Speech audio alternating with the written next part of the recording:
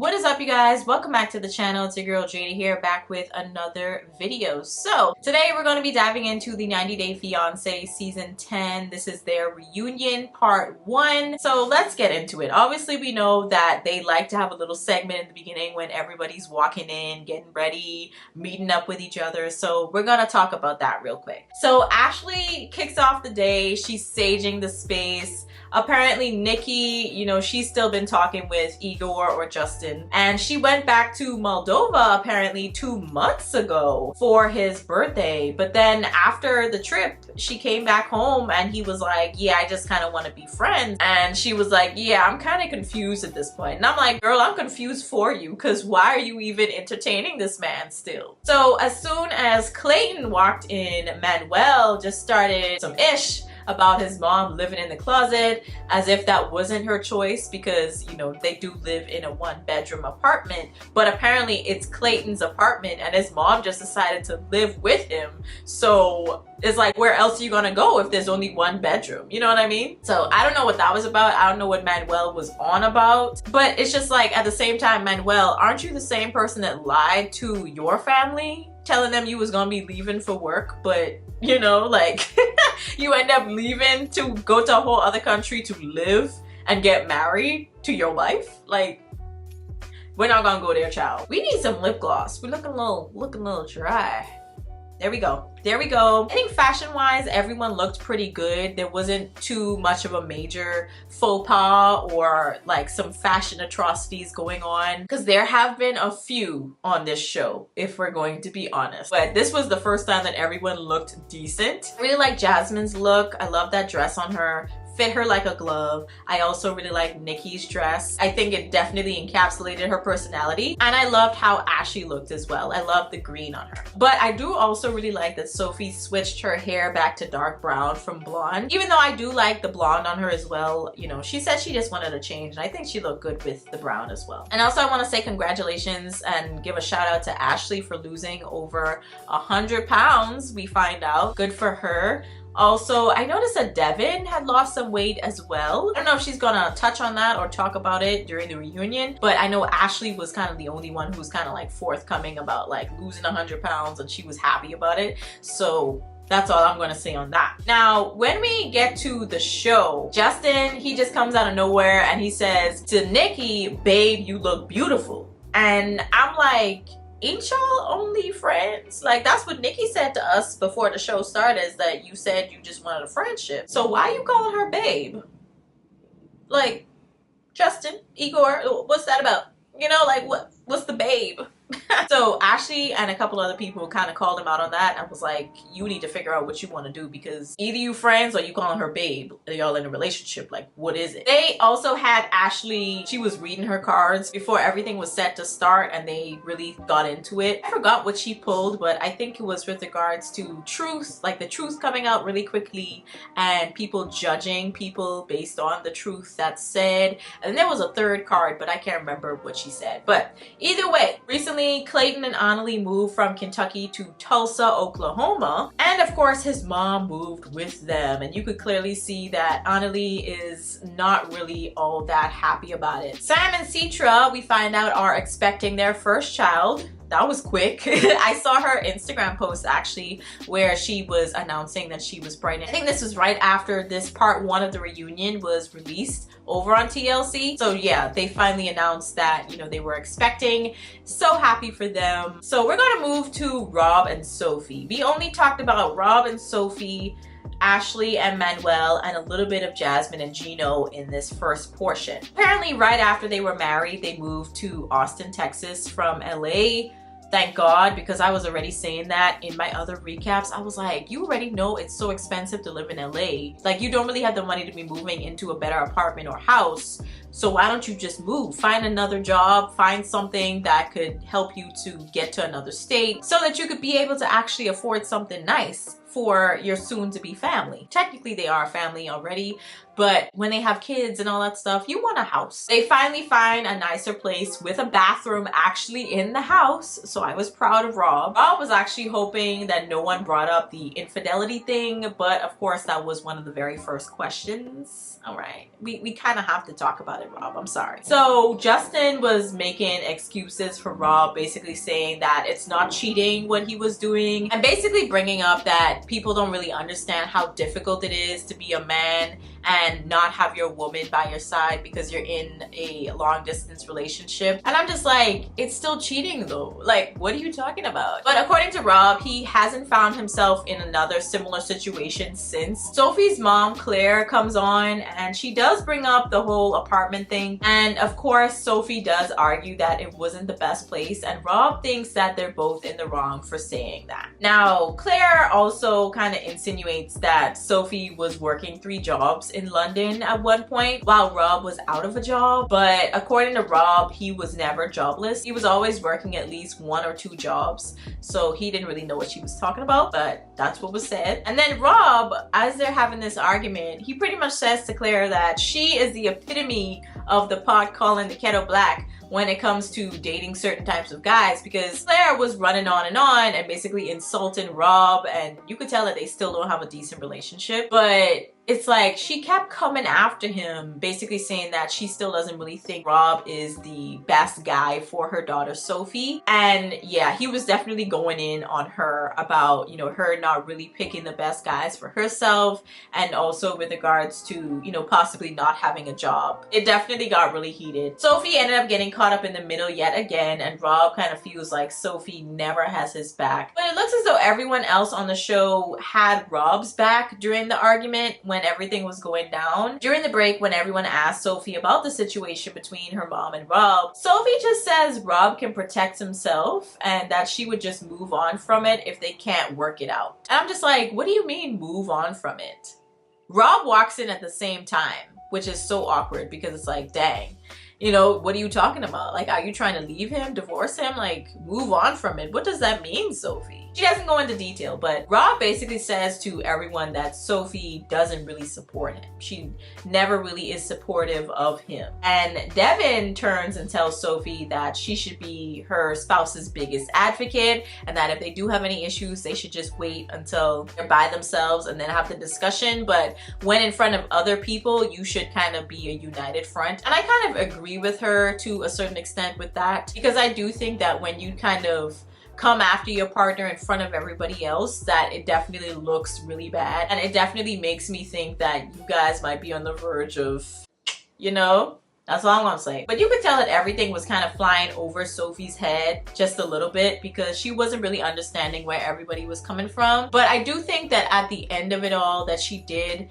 understand a little bit that she should be a little bit more supportive of him. One other thing that I do want to quickly touch on is what Jasmine and Sophie end up talking about with regards to Sophie being more appreciative, because Rob did eventually get another job and was able to move to Texas and find a better house, and he did step up in terms of being the husband and the leader of this family. So he was expecting to have a little bit more appreciation coming from Sophie. But with Jasmine, I think she saw it as, should Sophie be constantly praising you and have like so much gratitude towards you every single time you do something just because you moved her here?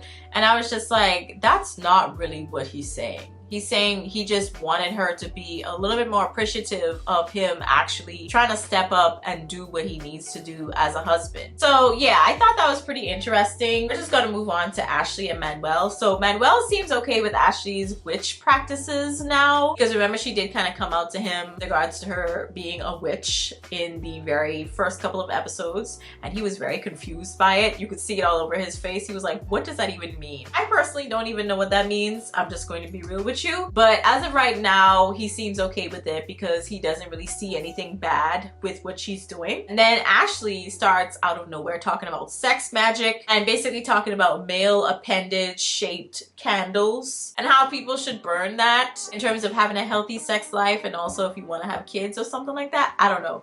But yeah, I thought that was pretty bizarre. I was like, Ashley, we didn't really need to know that. Nobody was interested in trying it either. So yeah. So Sean brings up the whole bathroom sex incident. Very, very awkward. And she also talks about how basically Ashley and Manuel kind of use sex as a means to kind of work through their issues in their relationship, which absolutely does not really resolve much or anything at all, if we're going to be real, okay? Because I mean, yeah, you're working it out in the physical, but the problem's still there. So shortly after this is when they bring on Ashley's mom and sister, Stacy and Sienna. Manuel starts off by complimenting them, saying that they look great. And Stacy says that she just still doesn't really trust Manuel, even though he and Ashley are now married, and Ashley's kind of shocked by that. But apparently the lack of trust when it comes to, you know, Manuel with Stacy kind of stems from the fact that he didn't really tell his kids that he was leaving the country, and it kind of spoke to his character, at least for Stacy. And she also doesn't want them to have children together because of that fact. And all they kind of do really as a couple, at least in Stacy's eyes, is argue and have sex.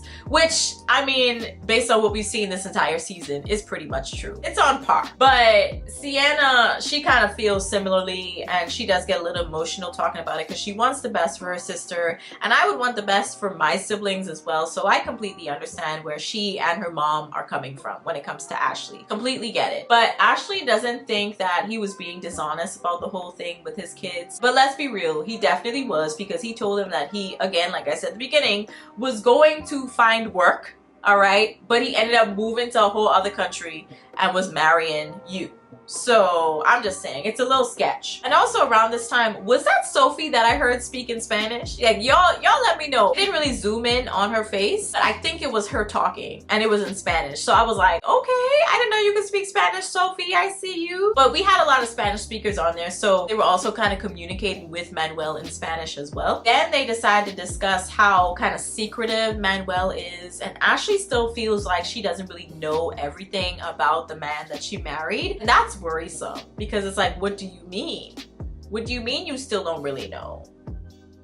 Anywho, he also found out that Ashley's mom was also sending Manuel's family money, and it was around this time that Jasmine kind of jumped in to explain Manuel's side a little bit more with regards to living in poverty, also living in a Latin American country. And she was basically saying how sometimes it's a privilege to even eat. And I totally understand that. I understand where Manuel is coming from. I get that he's one of the primary providers when it comes to his household with his kids and his mom and the rest of his family. I get it. But at the same time, it's like, okay, well, you know, you're not working right now. What are you supposed to do? It's kind of all on Ashley, and now we find out that it's also on her mom, okay? So it is a little bit frustrating, but I do understand the predicament that they're in. Her mom, Stacy, does leave kind of being a little bit more empathetic towards Manuel's situation, and a little bit more understanding, and you could see that Manuel is being a little bit more vulnerable, just a teensy bit. Not that much, but a teensy bit. I think it's gonna take a lot for them to kind of crack him a little bit and really kind of dig deep and really figure out like who Manuel is as a person, you know? It might take a little bit of time. So lastly, we have Gino and Jasmine. So we find out that Jasmine is actually bisexual and has had both girlfriends and boyfriends in the past, which doesn't surprise me. She strikes me as a type. She seems very fluid. And that once she finds you attractive, she finds you attractive. I think she's very open and go with the flow when it comes to her sexuality. But she also talks about how she had a crush on Nikki. We found out that her and Nikki were actually friends, or at least online friends, before actually meeting in person for a good bit. They're pretty much like this. Jasmine was basically saying that she would have no problem doing certain things to Nikki, if you catch my drift. I was like, okay, Jasmine. We get it. So they did bring up Gino kind of taking off his hat for a wedding photo when they were taking pictures on their wedding day. And I get what Jasmine was saying. It's like on their wedding day, she wanted them to both exude their truest selves. And I understand. And she even said that it meant a lot to her. And I thought that was sweet. But at the same time, I do think Gino needs to shave that little patch of hair that he's hanging on to in the back of his head. I think you should just go fully bald, because what was that? I low-key was like, yeah, that looks kind of gross, Gino. I'm not gonna lie. I understand why you keep the hat on, but at the same time, if you're gonna have the rest of your head bald, I think you need to take off that little patch of hair you got in the back, because that looked crazy. But I do like that he was vulnerable enough to take off his hat, and it meant a lot to Jasmine. So I'm happy that they had that moment, but at the same time, please just take off that little strip of hair, because it looks nuts. So let's move on. So Jasmine does still think that taking her ex's money and spending it on her plastic surgery was not that big of a deal. And I think that's really bizarre, because it's like, girl, what do you mean?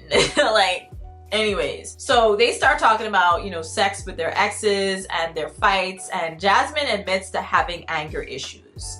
And I'm like, Jasmine, we already know, but you admitted it to yourself. That's a start, sort of. The lip gloss incident gets brought up when Jasmine found some lip gloss under her passenger seat in Gino's car. Everyone thinks that it is plausible that it was just something that someone left in his car, possibly even before he met Jasmine, because he did have that car for several years. I think he said 6.5 years before he met Jasmine. So I do think it is possible, but the fact that he still didn't really know where it was from is kind of sketch to me. But anyways, now they talk about the bachelor party. That was a whole other thing, and Jasmine from then on just starts shouting at Gino because he brings up the fact that she also had a stripper at her divorce party. Because I don't know if y'all remember this, but a few years ago when they were on Before the 90 Days, because they're veterans of the 90 Day Fiancé franchise at this point, they've been on a couple seasons. I don't know if y'all remember, but she was just finalizing her divorce when Gino, I think, came over for the first time. And that's when he found out that she had a stripper at her party. And he had to just be okay with that because it was her divorce party. And I'm like, wow, that's hypocritical, Jasmine. But Clayton thinks that she should have definitely spent that money that she spent on her body on some anger management classes. And I totally agree. And she was just basically telling him to shut the F up. And I was like, you know he right though. You know he right. You know he right. And that's why she mad. So they do end up showing some scenes from Gino's bachelor party while they were at the strip club. And it didn't really look all that crazy in my opinion. It seems like pretty usual strip club party activities, at least to me, but Jasmine was kind of losing her mind while she was watching this with everybody else. And Gino, you could see, I think Rob was actually the one who pointed this out, but Jasmine was sitting there getting super mad, super upset, and Gino was just sitting there laughing, having a good time, watching all this back. After this, I find it crazy that they found the need to bring on one of the strippers that was dancing with Gino that night. They brought her onto the show. I think her name was Daisy. They brought Daisy on and they also asked her about how Gino was acting while he was there. And Daisy does say that he was kind of awkward and seemed kind of disinterested in what was going on with the strippers. He seemed way more interested in just hanging out with his friends. But Jasmine wasn't hearing none of it, okay? She loses her ever-living mind as she usually does. And then she says that she would have never married him if she saw this footage before the wedding. And I'm like, Jasmine, let's be real though, you probably would have still married this man. You are nuts about him for some strange reason. The look on Daisy's face, I think, definitely exudes the type of energy that I think we were all feeling in that moment watching all of this go down. It was so awkward. It was so awkward. And I think in that moment, Daisy was like, I don't know if I signed up for all of this. It's just really weird, just me being here. I'm like, I don't know if I should be here for all of this, you know? Jasmine gets up, she starts walking away, stomping away, all mad, and she yells back at Gino. She points at him. She's just like, you played, Gino, you played, and you wanted this, you got it, or something like that. And I was like, wanted what? Like, what is happening? Like, you just throwing another tantrum like you usually do. So I don't know, like she just has an issue with actually talking things through without getting emotional right away. I think she definitely needs to go to therapy. I don't know if she's been consistently going. I know she said she started and she was going for a time, but I don't know if she's still going while in the US. She needs some help. Gino basically says that he thinks she's overreacting, and I think so too, to be honest. If we're going to be real, she is always overreacting. Nikki goes after her and she's still crying, she's screaming, but it's typical Jasmine behavior at this point, okay? Very, very typical. And I don't know if Gino ever goes after her or what, but for the most part, in this part one, he's just sitting there calm, waiting for her to come back, because eventually we all know she's gonna come back. I think she just needed a moment to try and collect herself, but in true Jasmine fashion, she had to do it in the most dramatic way possible. But y'all let me know what your thoughts are with regards to this part one. I'll try to come up with part two as soon as I can, but I'll catch you guys in the next one. Peace.